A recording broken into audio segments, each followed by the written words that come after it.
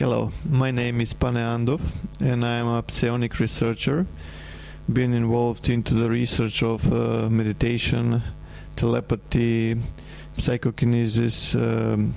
remote viewing, astral projection, kundalini energy, and many other interesting areas. So today I would like to share valuable knowledge to every one of you who is training these arts. So I would start with my perspective, what we are. In my perspective, we are infinite consciousness, which is immortal, that is having a human experience. And we are light beings by nature and capable of a multidimensional presence.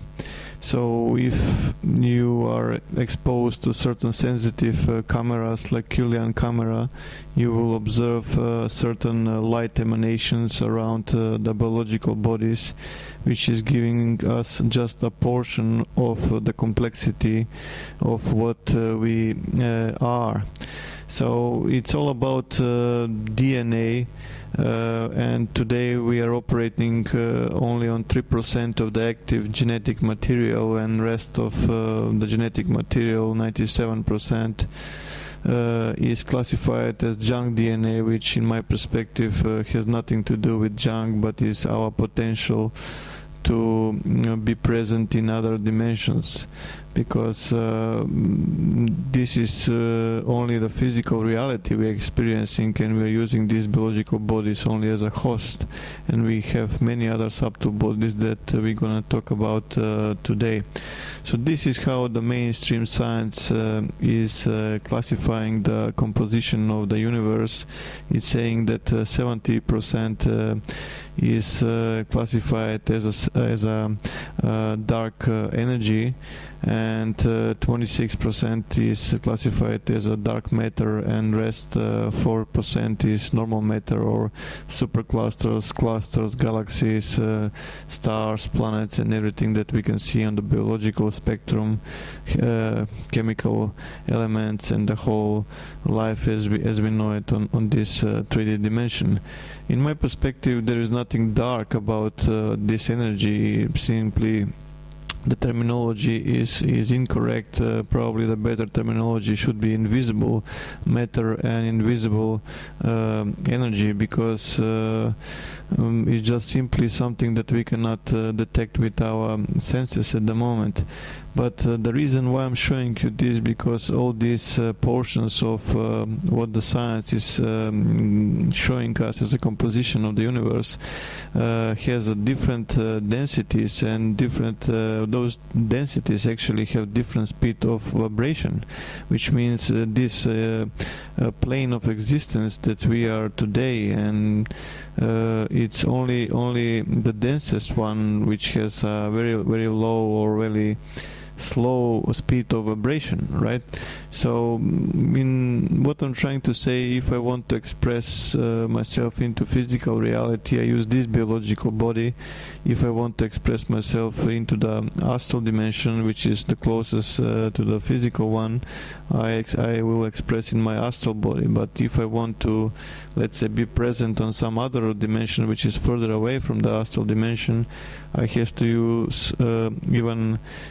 more subtle body than the astral body, which is less dense, and where the speed of vibration is even higher. So probably most of you who are studying astral projection had heard about the silver cord connection, which is delivered by few authors in the last century, like Sylvan Milden, who was describing some kind of an energetic cord that was just connecting the astral body and the physical body in the solar plexus area, and few others that had reported that this connection is from the forehead of the physical body to the forehead of the astral body. From my own experience, I can just confirm that there is no such a connection, because I was out of my physical body for thousands of times, and I have never seen in my lifetime experience any kind of connection between my physical body and astral body. The connection does not exist, the connection exists, but it's on different in a different way. It's in the DNA, because DNA is just not only antenna, it's a multi-antenna. And part of the DNA that is active in the physical body is communicated with the DNA, or the higher harmonic of the DNA that is in the astral body, and that's how every time the astral body know its way back, and that's how you never end up waking up in your neighbor's physical body, right? So the connection exists, but it's on the DNA level, because DNA is far more complex than we were ever been told, right? So it's becoming obvious that our structure has also an etheric body, which is between the astral body and the physical body, where all the chakras, all the energetic channels, and all those chi energy flows are running and providing us the vitality, right? Because without food, let's say normal people or ordinary people can stay for at least 6 weeks, and day afterwards they start to experience malfunction, and they eventually die, with exception if they are trained yogis or certain esoteric disciplines, that they can hold this time for not eating food or drinking liquids for a longer time,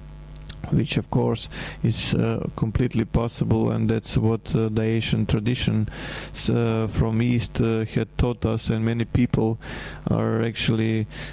capable of doing this, just to become able to consume the prana that comes from the sun, and not